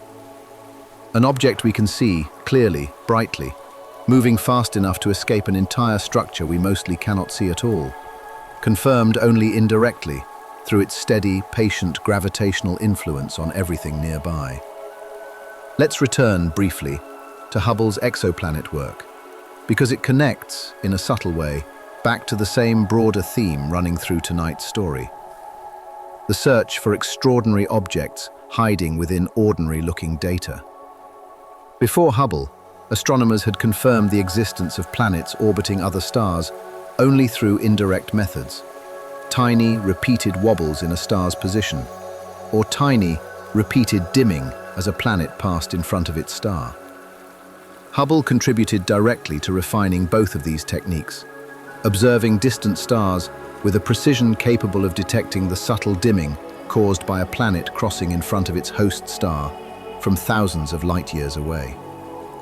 More remarkably, Hubble managed on several occasions to detect the faint chemical fingerprint of specific molecules within a distant planet's atmosphere, analyzing tiny changes in starlight as it passed briefly through that planet's thin outer layers during a transit. This technique allowed astronomers to identify water vapor and other gases in the atmospheres of planets so distant that even the closest of them still requires years for light to reach us. None of this work involves hypervelocity stars directly, but it reflects the same underlying capability that made this particular discovery possible in the first place. Extraordinary precision, applied patiently, capable of detecting signals subtle enough that most instruments would never notice them at all. A tiny dimming of starlight, revealing a planet's atmosphere. A tiny shift in position, revealing a star's escape from an entire galaxy. Different questions, different techniques, but the same underlying philosophy. Patient, careful measurement, capable of revealing extraordinary truths hidden within ordinary-looking data. Let's slow down once more and consider how astronomers actually calculated the specific trajectory of the object central to tonight's story, tracing its path backward across millions of years to identify its likely point of origin. This kind of calculation relies on something called orbital reconstruction, essentially running the object's current motion backward through time, using the galaxy's known overall gravitational structure to model exactly where it must have been at various points in the past. It is somewhat like watching a ball roll across a table and calculating exactly which direction and how hard it must have been thrown, based solely on its current speed and direction. The calculation grows more complicated the farther back in time you attempt to trace it, because the galaxy's gravitational structure itself has likely shifted somewhat over millions of years, and because small uncertainties in the object's current measured speed compound significantly the farther back the calculation extends. Even accounting for that uncertainty, the broad conclusion remains solid. The object's trajectory, traced backward as far as current data reasonably allows, points consistently toward the crowded, violent regions surrounding Sagittarius A star, rather than toward any other plausible location within the galaxy. That consistency, across multiple independent calculations performed by different research teams, gives astronomers genuine confidence in the black hole ejection scenario, rather than some alternative, less dramatic explanation. Confidence in science rarely arrives instantly. It builds gradually, through repeated calculation, repeated observation, and repeated agreement between independent teams working from the same underlying data. This particular discovery has, by now, passed through exactly that kind of repeated scrutiny, emerging each time with the same fundamental conclusion. A star, once orbiting quietly near the galaxy's violent center, torn loose and sent racing outward at a speed fast enough to eventually leave the entire galaxy behind forever. Let's try, once more, to hold this speed in mind using a slightly different comparison. Because a number this extreme rarely settles comfortably on the first attempt. A commercial airplane cruises at roughly 900 kilometers per hour. The hypervelocity object Hubble detected moves at several hundred kilometers per second, not per hour. Converted into the same units, that airplane would need to fly for well over 1,000 hours simply to cover the distance this object covers in a single second. A bullet, fired from a rifle, travels at roughly 1 kilometer per second, already far faster than almost anything encountered in ordinary daily life.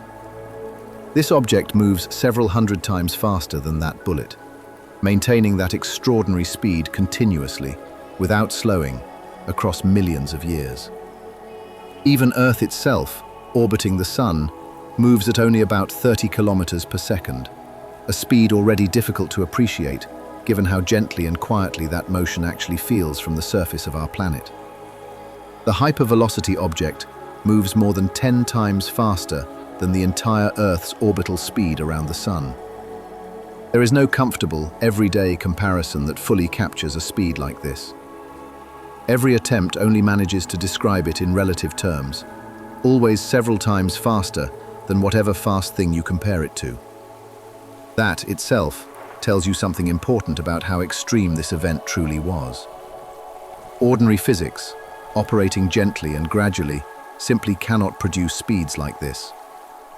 Only a violent, concentrated event involving one of the most extreme objects the universe contains can accelerate something this dramatically. Let's think now about the intergalactic medium itself, the material this object will eventually pass through once it fully leaves our galaxy behind. Space between galaxies is not perfectly empty, though it comes remarkably close.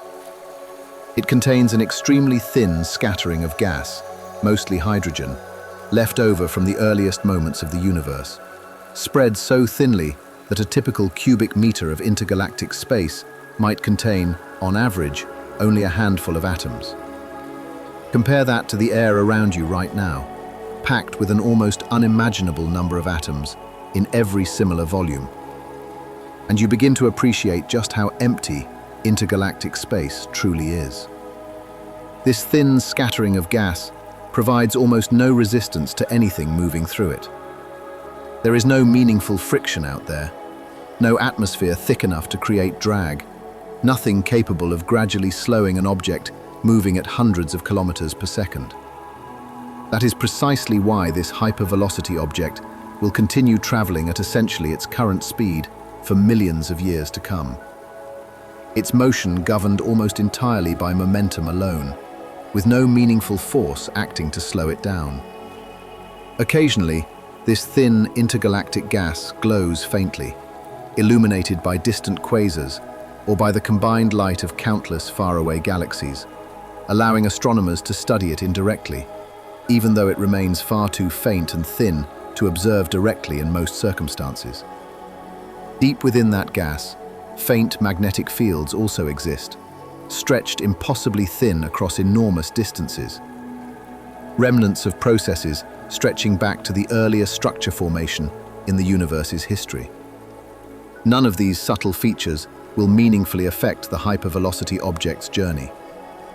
It will simply pass through them, indifferent, continuing along essentially the same path it has followed since the moment of its ancient ejection, undisturbed by the faint, thin material surrounding it on every side. Let's return, once more, to the Hubble Deep Field, because there is more to its story worth understanding before we finish tonight's journey.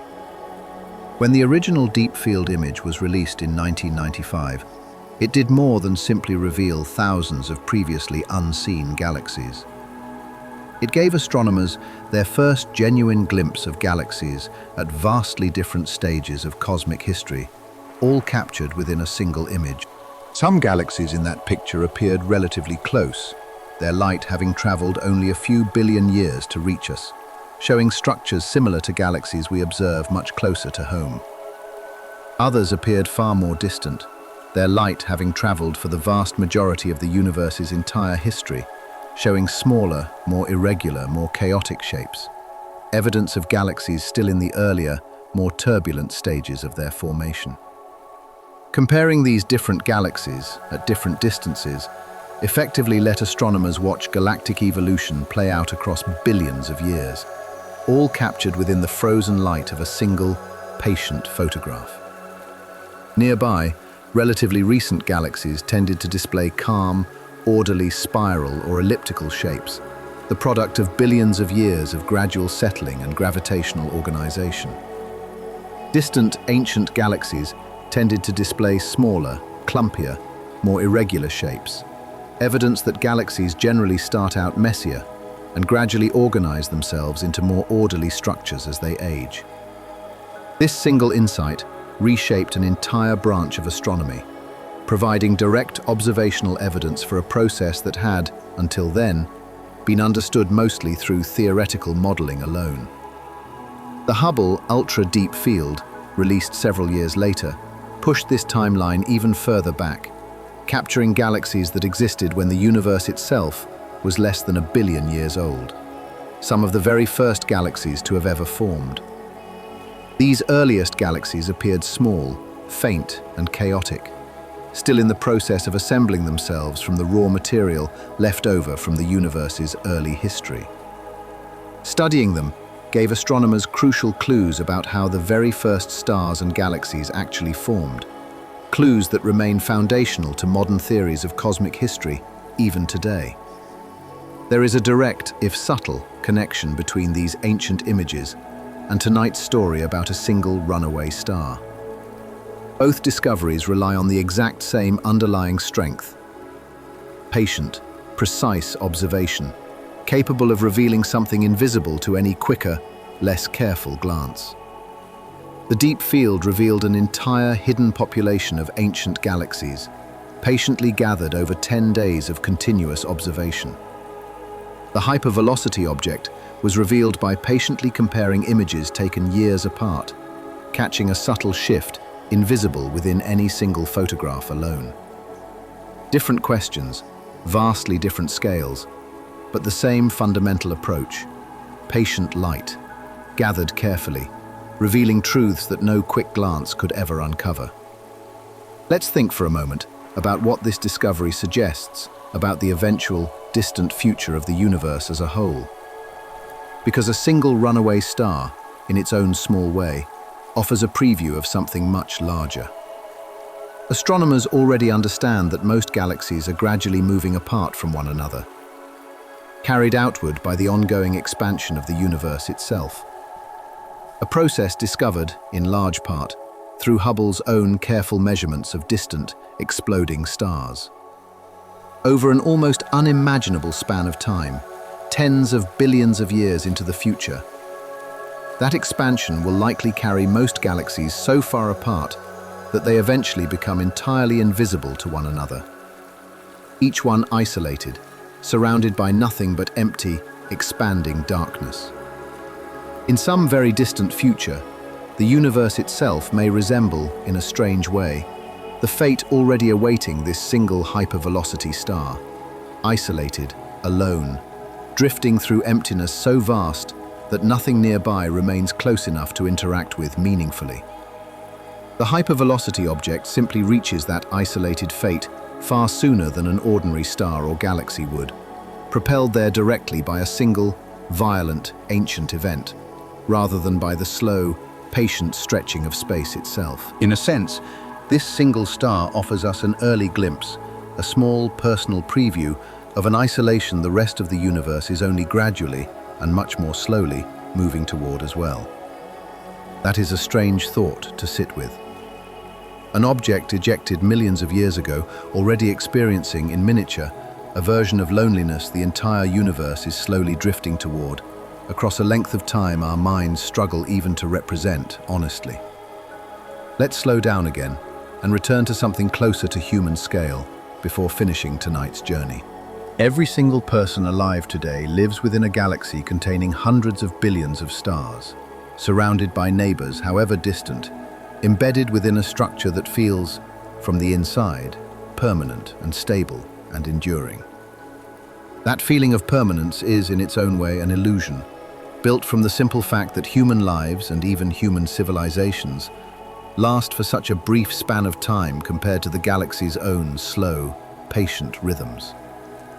Within that same galaxy, invisible to the naked eye, a small number of stars are quietly breaking free of that permanence entirely, ejected by ancient violent encounters near the galactic center, destined to spend the overwhelming majority of their existence in near total isolation.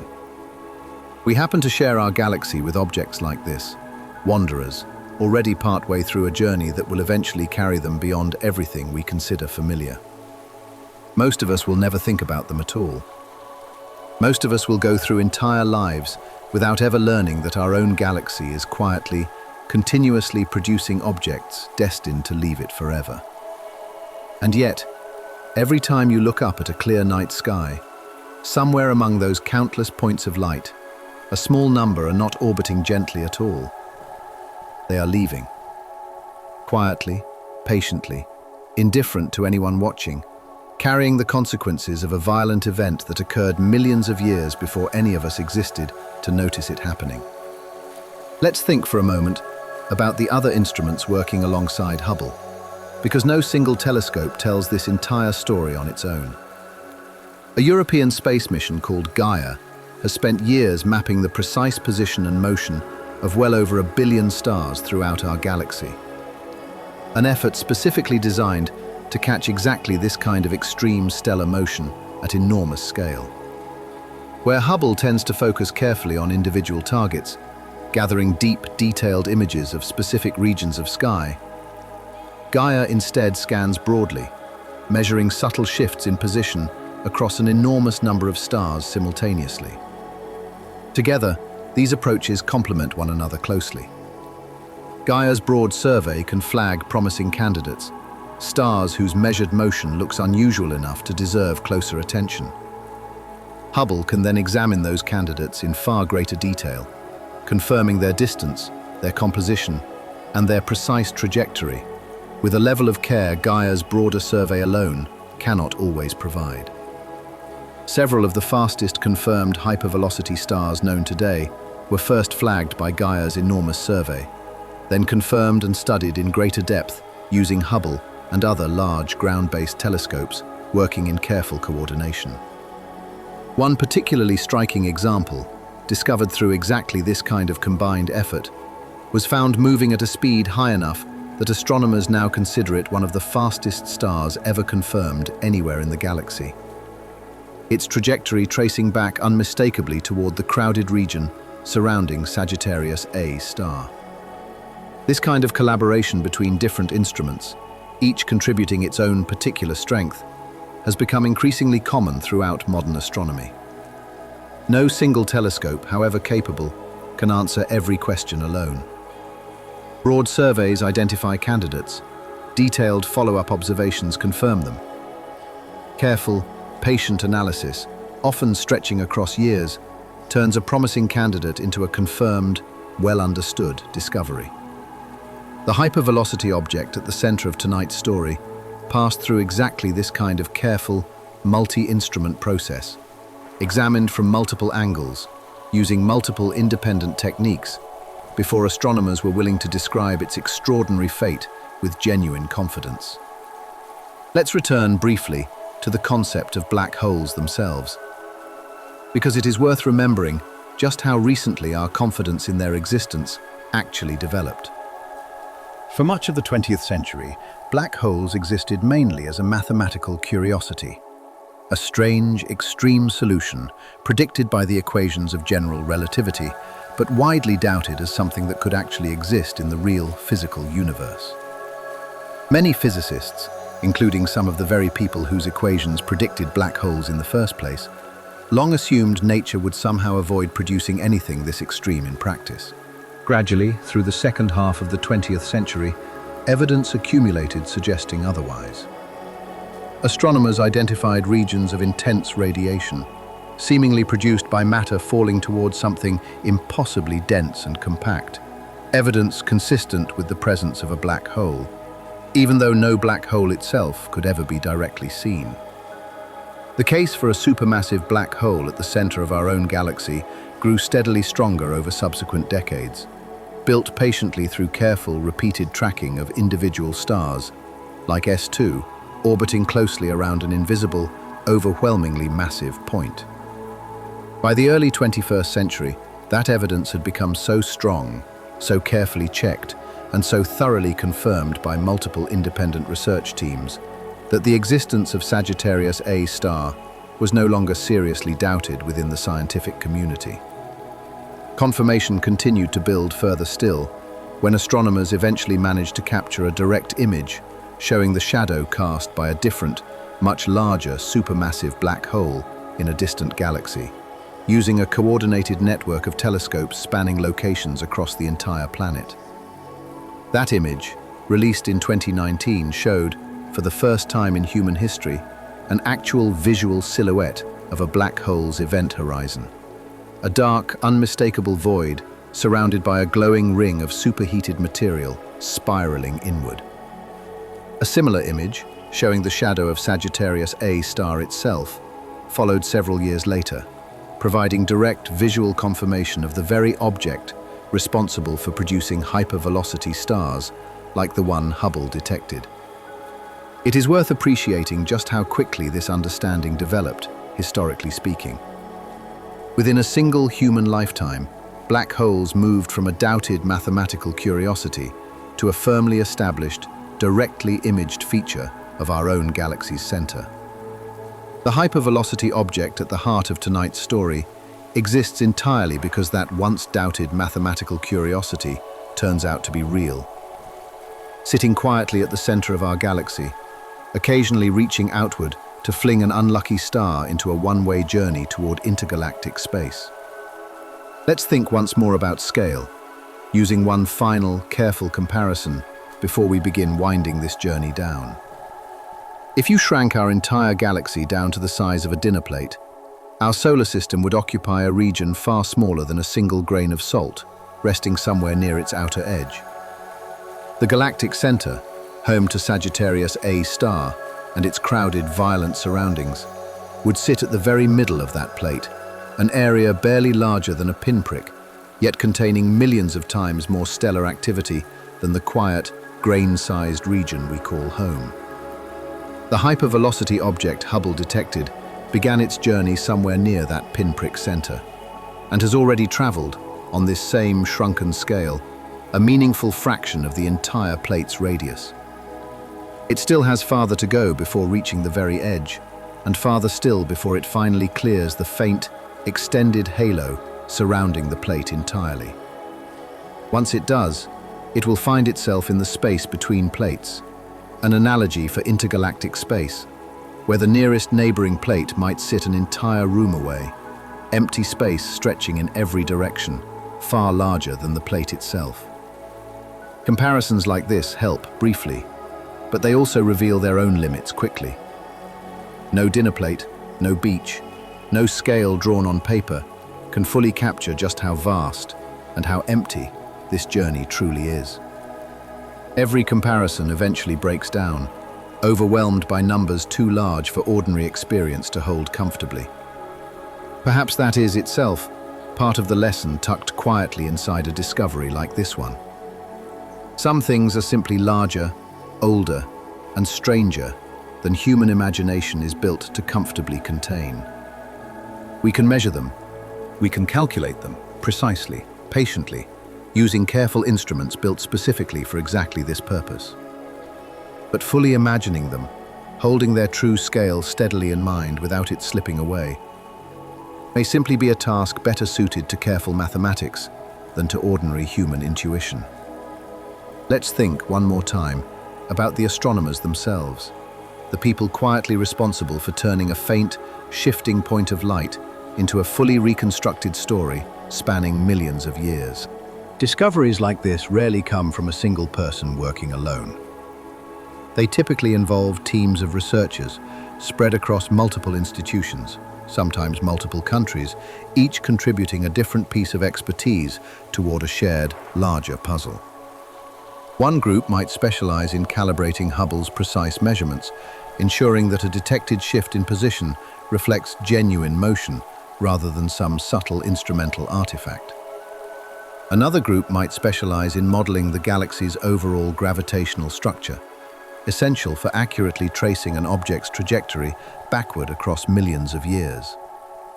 Still another group might specialize in stellar composition, analyzing the detailed spectrum of light collected from the object itself, searching for clues about its age, its temperature, and its likely place of origin.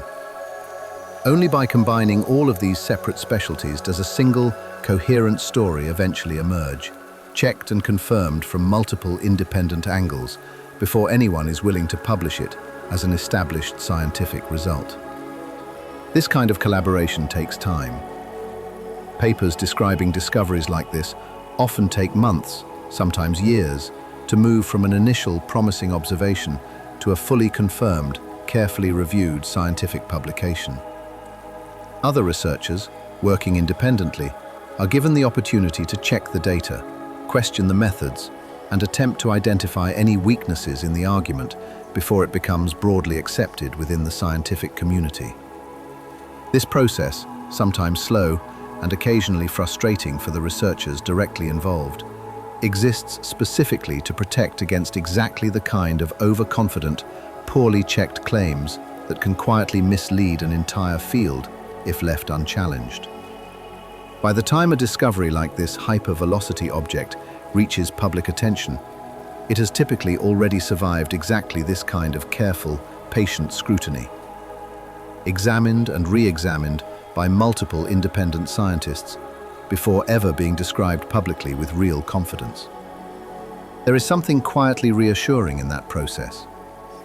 An extraordinary claim, a star escaping our entire galaxy forever, deserves exactly this kind of careful, patient verification before it becomes something the rest of us are invited to believe. Let's think, too, about what discoveries like this mean for the broader search to understand our own galaxy's history. Every hypervelocity star confirmed adds another small data point toward understanding exactly how violent and how frequent encounters near Sagittarius A star actually are. Astronomers use the overall population of known hypervelocity stars, their speeds, their directions, and their estimated ages, to build broader statistical models describing how often these violent ejection events actually occur. Those models, in turn, help refine our understanding of the black hole itself, its mass, its surrounding environment, and the density of stars orbiting nearby. In this way, a single runaway star becomes more than just an interesting individual object. It becomes a small but genuine contribution toward a much larger scientific effort, patiently piecing together the history and behavior of the very heart of our own galaxy. Every additional confirmed hypervelocity star sharpens that picture slightly further, refining estimates, testing predictions, and occasionally revealing entirely unexpected complications that force astronomers to revise their models altogether. Science, built this way, rarely proceeds through sudden, dramatic breakthroughs alone. It proceeds far more often through exactly this kind of slow, patient accumulation, one careful discovery at a time, each one refining, testing, and gradually strengthening our collective understanding of a universe far stranger and far more violent than it first appears from the calm, quiet surface of a clear night sky. Let's take one final, quiet moment to imagine what this object's remaining journey will actually look like, stretched out across the almost unimaginable span of time still ahead of it. For the next several million years, it will continue crossing the outer regions of our galaxy, passing distantly by countless ordinary stars, none of them close enough to notice its passage. none of them affected in any meaningful way by its presence. Eventually, it will cross beyond the visible edge of the galactic disk entirely, entering the vast, sparse halo of ancient stars and invisible dark matter that extends far beyond anything visible to the naked eye. It will continue through that halo for millions of years more, gradually leaving behind even the faint, scattered stars that occupy this outer region, before finally crossing into the true emptiness of intergalactic space. Once there, it will continue essentially unchanged, its speed undiminished, its direction unaltered, for a length of time so vast that any single number attached to it becomes almost more symbolic than literal. Tens of millions of years, perhaps eventually stretching into hundreds of millions of years, drifting steadily farther from any galaxy at all, surrounded by nothing but the faint, ancient light of countless other galaxies, each one impossibly distant, none of them close enough to ever influence its path again. It will not know loneliness because it has no capacity for knowledge or feeling or awareness of any kind. It is simply a ball of hydrogen and helium, fusing quietly at its core, indifferent entirely to the emptiness surrounding it. And yet, describing its fate in those terms feels, in some way, too small. There is something in the sheer scale of its solitary journey that invites a different kind of language, not scientific language, but something closer to quiet reflection. The kind of thought that arrives naturally late at night, staring upward at a sky full of stars, most of them orbiting gently, a small few of them silently, permanently leaving. Let's consider, briefly, how astronomers even settled on the name hypervelocity in the first place, because the terminology itself carries a quiet history worth knowing. Ordinary fast-moving stars, the kind found throughout most of the galaxy, are simply described using their measured speed, without any special category attached. Only once a star's speed clearly exceeds the galaxy's escape velocity does it earn the specific designation hypervelocity, a term reserved deliberately for objects capable of leaving the galaxy entirely, rather than merely moving quickly within it. This distinction matters scientifically, because it separates ordinary stellar motion, however fast, from something fundamentally different. An object no longer gravitationally bound to anything beyond itself. Early candidates identified in the years following the first confirmed discovery were often initially described more cautiously as high-velocity stars, until further observation confirmed decisively that their speed truly exceeded the threshold required for permanent escape. That careful, incremental language reflects the broader caution built into how astronomers describe extraordinary claims generally. Nobody wants to announce a star escaping the galaxy forever, only to discover later that a small measurement error placed it just below the actual escape threshold after all. The object central to tonight's story cleared that threshold with enough margin that its classification as a genuine hypervelocity object has remained solid, even as measurement techniques have continued improving in the years since its initial discovery. Let's think, too, about how rare an event like this truly is. When measured against the enormous number of stars our galaxy actually contains. Our galaxy holds somewhere between 100 and 400 billion stars, an enormous number by any ordinary standard. Out of that entire vast population, astronomers have confirmed only a relatively small number of genuine hypervelocity stars. A number currently numbering somewhere in the dozens, though many more likely remain undiscovered, too faint or too distant for current instruments to detect reliably. Even accounting for those undiscovered examples, hypervelocity stars remain an extraordinarily rare category, a tiny fraction of a percent of the galaxy's overall stellar population. That rarity is part of what makes each new discovery so scientifically valuable. Every confirmed example adds meaningfully to a small, carefully studied population, each one offering fresh insight into a violent process that, by its very nature, leaves behind only a small handful of confirmed survivors scattered across an entire galaxy. There is something almost fitting in that rarity. An object this extraordinary, this violent in its origin, and this permanent in its ultimate fate should perhaps remain rare.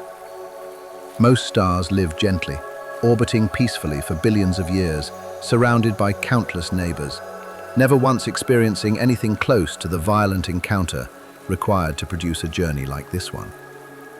Only a small, unlucky, or perhaps simply unusual few ever find themselves flung outward this way, destined for a solitary future unlike almost anything else in the galaxy they once called home. Let's take one more quiet moment near the true end of this journey to think about what remains once all the physics, all the calculations, and all the careful scientific caution finally settle into place. A star, once ordinary, once part of a quiet, gravitationally bound pair, drifting peacefully somewhere near the edge of one of the most violent regions in our entire galaxy. An encounter, brief, violent, and utterly indifferent to the star's own history, tearing that quiet pair apart in a matter of hours. One half, captured, drawn permanently into the tightening grip of a black hole it will never actually touch. The other half, released, carrying away enough energy to outrun the pull of an entire galaxy, forever. Millions of years of silent travel, crossing distances that dwarf anything encountered in ordinary experience, watched by nothing, noticed by no one, until a careful, aging telescope, orbiting quietly above a small, quiet planet, happened to catch the faint, telltale shift of its passage across the patient, waiting sky. That is, in the end, the entire story. Simple, violent, and vast, all at once. A single point of light, still moving, still leaving, carrying nothing with it except the plain, unadorned consequences of physics set in motion long before any of us were here to notice. Let's return, one final time, to the quiet, unglamorous work that made this entire discovery possible in the first place, because it deserves to be remembered clearly. Nobody set out, on any single day, intending to discover a star escaping the galaxy. Astronomers simply kept observing, patiently, methodically, cataloguing faint points of light across enormous stretches of sky, year after year, decade after decade. Somewhere within that enormous, patient archive, a single object happened to shift, ever so slightly, between one exposure and the next. A careful researcher happened to notice that shift, rather than dismissing it as noise. Further checking confirmed it was real. Further calculation revealed just how extraordinary it truly was. That is how most great discoveries actually happen, not through sudden flashes of insight, but through patient, careful attention applied consistently over long stretches of ordinary, unremarkable time. Hubble's greatest strength was never speed. It was patience. A willingness to keep watching the same patch of sky, carefully, repeatedly, for years, until something genuinely rare finally revealed itself. Let's think, quietly, about everything that had to align for this particular discovery to happen at all. A star, born near a supermassive black hole millions of years ago. A violent, ancient encounter, flinging it outward at exactly the right speed to escape. A long, silent journey, crossing an enormous stretch of galaxy, undisturbed and unnoticed, for millions of years. A telescope, built decades ago, nearly ruined by a manufacturing flaw, repaired through a historic act of human ingenuity, still operating faithfully more than 3 decades later. A patient team of researchers, carefully comparing old images against new ones, willing to notice and willing to check, a shift most people would never think twice about. Every one of these threads had to align, precisely, for this single discovery to reach us at all. Remove any one of them, and the story simply never gets told. The star still leaves. It still crosses the galaxy, indifferent, silent, exactly the same either way. But without a patient telescope, and without patient people willing to look closely, nobody would ever have known. There is something worth holding on to in that thought, gently, as tonight's journey comes to its close. The universe is full of stories like this one, quiet, violent, ancient, and utterly indifferent to whether anyone ever notices them. Most of them will never be told, simply because nobody happens to be watching closely enough at exactly the right moment with exactly the right instrument. This one happened to be told because a small, curious species built a telescope, sent it into orbit, nearly lost it to a flawed mirror, saved it through patient repair, and kept it watching, faithfully, for more than 30 years. Let's consider one last time how strange it is that stillness and violence can occupy the exact same sky without ever announcing themselves as different. Look upward on any ordinary clear night, and every star appears fixed, patient, unchanging, exactly where it was the night before and the night before that. Nothing about that view hints at speed.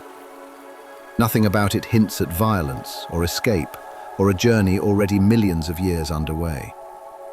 The night sky offers no visible warning that a small number of its countless points of light are not orbiting gently at all.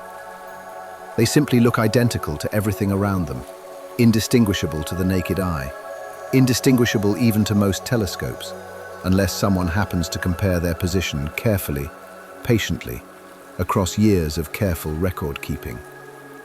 That is part of what makes a discovery like this feel almost quietly unsettling, in the gentlest possible sense. The sky you see tonight is not simply a fixed backdrop. It is a slow, ongoing story, full of departures nobody can see happening in real time, full of violence stretched out across timescales too long for any single human glance to ever notice directly. We only catch these stories by accident, by patience, by comparing careful records gathered across years that feel to us like a very long time indeed, yet represent barely a passing moment against the true, patient rhythm of the galaxy itself. Somewhere out there tonight, this single star continues its long, silent departure, exactly as it has for millions of years already, exactly as it will for millions of years still to come, entirely unaware, entirely indifferent, simply following the quiet, unstoppable arithmetic of gravity and momentum, set in motion long before any of us existed to wonder about it at all. Let's think, briefly, about what future telescopes might eventually add to this story, because Hubble's own work here is unlikely to be the final word. Newer space telescopes, launched in more recent years, carry sharper instruments, more sensitive detectors, and improved techniques for tracking faint, distant motion across the sky. Some of these newer instruments observe primarily in infrared light, capable of piercing through thick clouds of dust that block visible light entirely, offering a clearer view of the crowded, violent regions surrounding Sagittarius A star than Hubble alone can typically provide. Future observations, combining Hubble's decades-long archive with these newer, sharper instruments, may eventually confirm many more hypervelocity objects, each one adding further detail to the broader population astronomers are slowly piecing together. Some of those future discoveries may even allow astronomers to trace an object's ejection with enough precision to estimate almost exactly when the violent encounter that created it actually occurred, narrowing a range currently spanning millions of years down to something far more specific. Other future work may finally confirm whether globular clusters like Omega Centauri truly harbor their own black holes, quietly producing their own, smaller, parallel populations of runaway stars scattered throughout our galaxy's outer halo. None of that future work will change what already happened to the star at the center of tonight's story. It is already leaving. It has already been leaving for millions of years. Nothing discovered in the future will alter its path, or its speed, or its ultimate, solitary destination. Future telescopes will simply help us understand that departure a little more clearly, refining the details of a story whose broad outline is, even now, already firmly settled. Let's pause once more on the simple fact that discoveries like this rarely arrive with any fanfare at all. There was no dramatic countdown, no single moment of sudden revelation broadcast to the world. Just a quiet comparison of old images against new ones, a careful researcher noticing something slightly out of place, and months of patient verification before anyone felt confident enough to say, plainly, that a star was leaving our galaxy forever. Most of the universe's biggest truths arrive exactly this way, quietly, patiently, built from careful attention rather than sudden spectacle. That too feels worth remembering, gently, before we let this particular story rest. Let's take one more breath before the ending and simply notice how ordinary this all began. A routine survey, an unremarkable patch of sky, a faint point of light, sitting quietly among thousands of others just like it, waiting patiently to be noticed. Nothing about that beginning suggested anything extraordinary at all. And yet, buried inside that ordinary beginning, an entire, ancient, violent story was waiting, patiently, to be uncovered. Let's slow all the way down now, near the end of this particular journey, and simply sit with the picture this discovery leaves behind. A star, once part of a pair, torn apart near a supermassive black hole. One half captured forever, the other flung outward faster than nearly anything else in the galaxy. Traveling now, alone, toward the edge of everything gravitationally familiar. Never slowing, never turning back.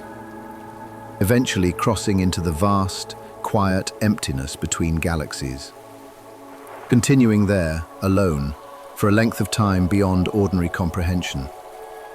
Carrying no memory of the violence that created it, no awareness of the distance still ahead of it. No awareness, even, that a small, curious species once noticed its passage and quietly wrote down what they saw. Somewhere out there tonight, that lone star continues exactly as it has for millions of years, moving outward, alone, indifferent, utterly silent, simply following the path gravity set in motion long before any of us existed to notice it at all. We are the ones who noticed. Brief, curious observers, gathered on a quiet planet, orbiting an ordinary star, using patient instruments to read the ancient light of a solitary traveler that will never know it was seen.